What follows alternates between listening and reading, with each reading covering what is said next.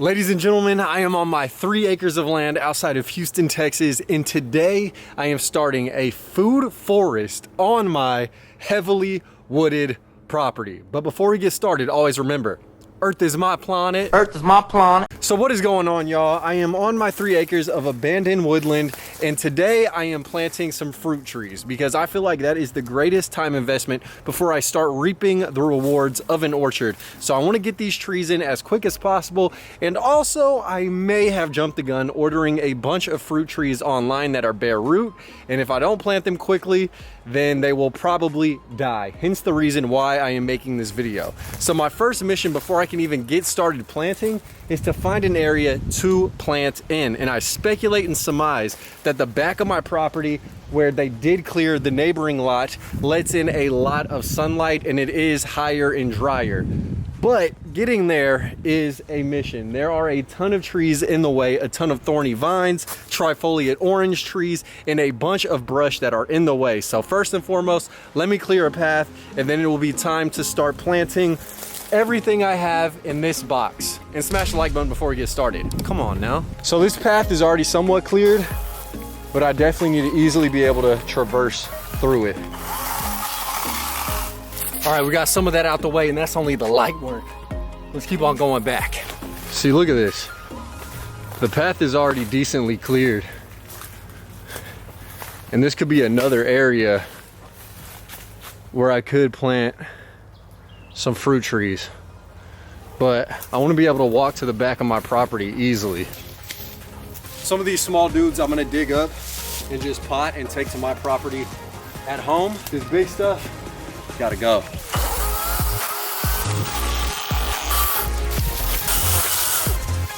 Let's keep pushing.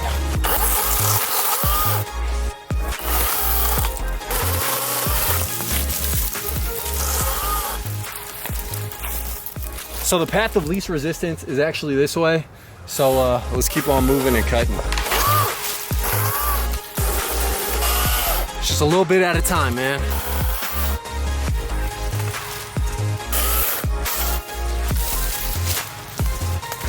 And thus we have reached the back of the property. So I'm not gonna lie, y'all, it feels amazing to be able to walk through here and finally get to the back of the property. But as y'all can see behind me, you have the fence line where the neighboring property is. I got this gate right here, and then this entire area was cleared on my side whenever they did build this fence.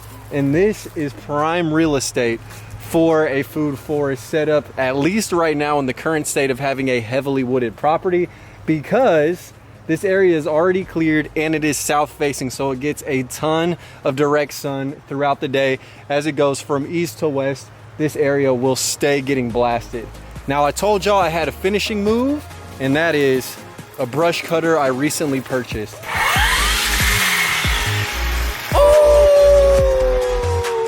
It sounds like the Batmobile when it's like powering up or something. But yes, I'm gonna use this to blaze a trail and clear all the area so I no longer am slipping and tripping all over these vines. I need them to get knocked all the way down so I know where I am stepping at all times. So this little puppy is definitely gonna work wonders.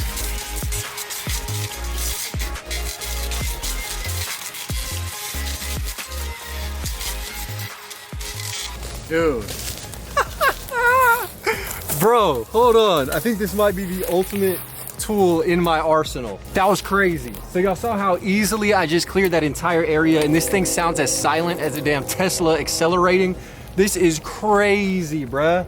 I'm probably gonna use this just to trim branches and just clear my way through many a path in a future video. God, this is such a clutch tool.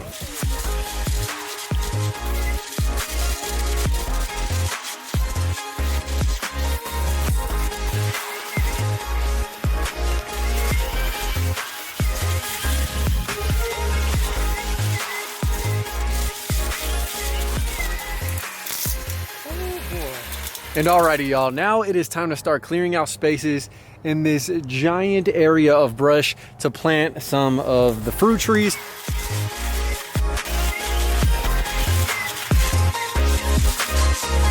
All right, y'all, so the first tree I'm throwing in the ground on my brand new property is this methyl plum. Now it should get about 25 to 30 feet tall if I leave it unpruned, but obviously I'm gonna keep it a little bit smaller. So this guy is going in the front right now. And obviously you guys need to check the chill hours of your plants. That means when the temperature is below 45 degrees, and there is a necessary amount of those hours in order for the tree to flower and then fruit. So all of these selections I have made are low chill hour plants, which are perfect for my zone 9 Houston, Texas area. So let's get this guy in. I'm literally just planting sticks, and I got it at Tractor Supply Company for 15 bucks, GMO free. I mean, that's just what it's saying, so let's get it in. I'm gonna go ahead and put it right here. There is a small pine tree, which I may cut down, I'm not sure, but this is like almost the corner of my lot. So plum going in. Look how dark that soil is.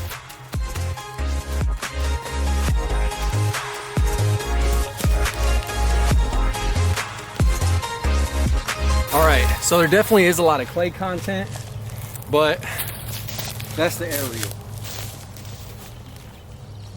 All right, I'm gonna try and break up some of this clay as I plant it. So I'm gonna throw in some wood.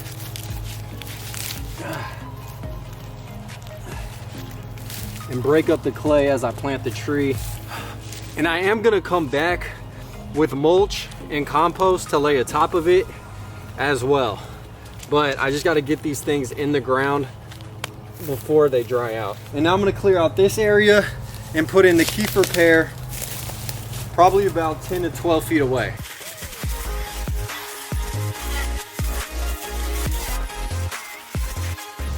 One, 2, 3, 4, 5, 6, 7, 8, 9, 10. All right, it's going right here.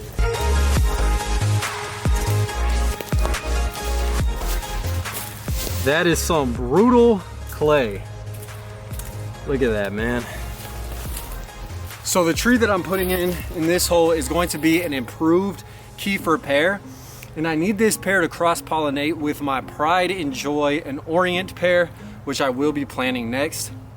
And that one produces amazing fruit in climates like these, and it produces heavily, but this guy is needed to pollinate it. So putting it right back here.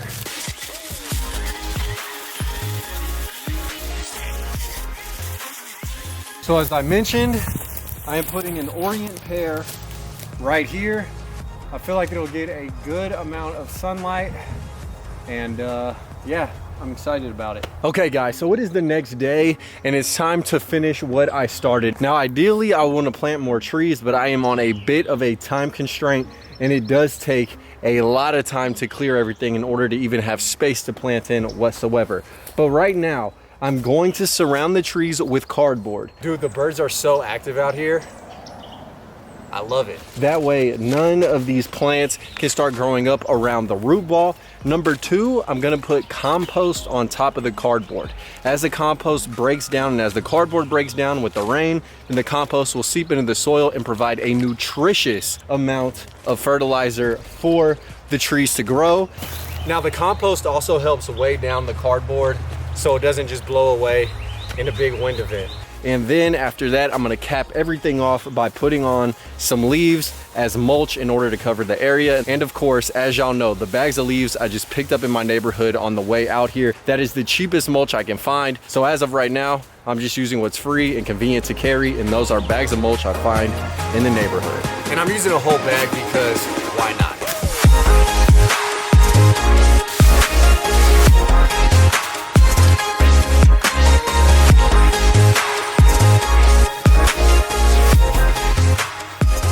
I did plant this peach as a bonus. Now this area and peach trees typically don't like being in heavy clay soils that aren't easily drained, but I did mound this guy up and I'm just gonna see how everything goes.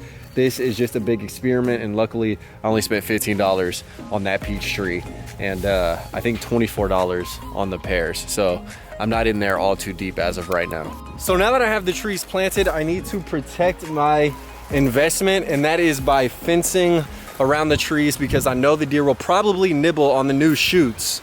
And I found this fencing at the estate sale that was in the previous video. Now this is only about 3 feet tall, and I probably minimally need a 6 foot tall fence to stop the deer from munching on the new growth. So I'm gonna see how much fencing I have right here, and then I may have to fence the other trees once I do find or purchase more fencing, or try and create fencing out of material that is available on site. And what I'm using as the posts are gonna be trees that I've chopped down. So that is why I'm keeping a nice about 5 foot pole right here that I'm gonna use as the fencing. And then I'm just gonna attach it with zip ties, and hopefully my theory works out as I'm speculating it might. So I got my wire cutters. I'm gonna make a nice little trim and then bring both ends together forever.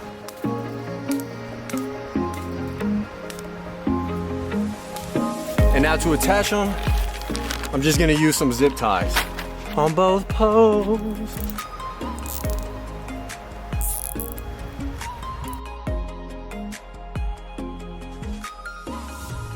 All right, y'all, so we have the fence built around my Orient pear, which I think is the most valuable tree.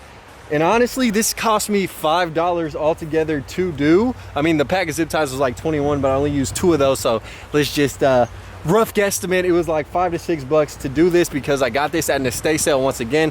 But I think if I could find bone sauce or some type of deer odor repellent that will keep them away from the trees, that would be the best thing, because building these fences and buying the supplies definitely adds up, especially with the scale at which I want to build an orchard out here. And there are deer tracks throughout the landscape, so I know these guys are cruising through. I don't know how often they're stopping to munch on my property or just passing by, but nevertheless, there is 1 tree down and I have 3 more to go.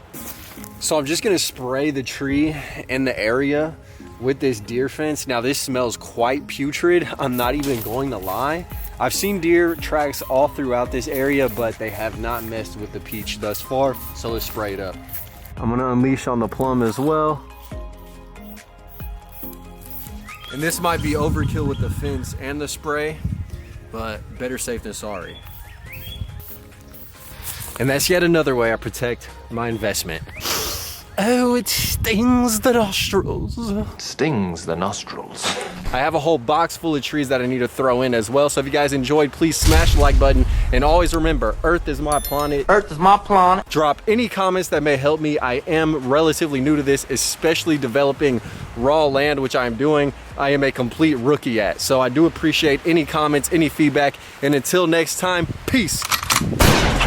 Killing these songs, leaving a bloody life by rooster. And I'm in it to win it, so I'm somebody that you should get used to.